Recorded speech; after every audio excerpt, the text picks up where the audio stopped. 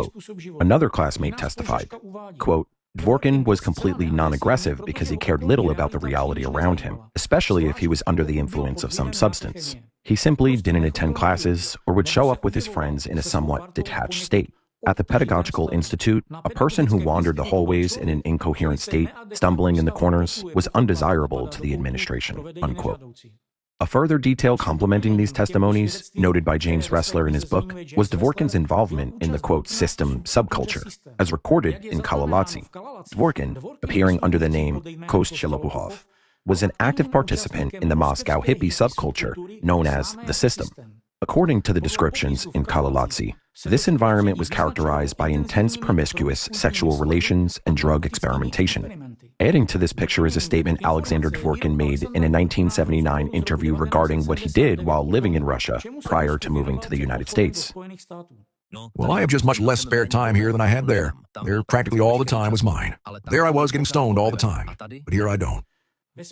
The report on the Act Files portal includes a detailed section on polydrug addiction. The key point to note from the analysis is a neuroimaging study of addiction, supported by the U.S. National Institute on Drug Abuse. It shows that chronic substance abuse and intoxication disrupt functioning of the prefrontal cortex in drug addicts.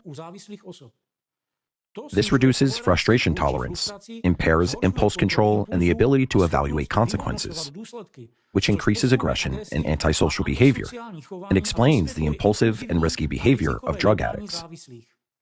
Neuropsychiatric studies also note that individuals with criminal behavior and a propensity for violent crime often have an impaired prefrontal cortex. When combined with addiction, the risk of aggression increases dramatically.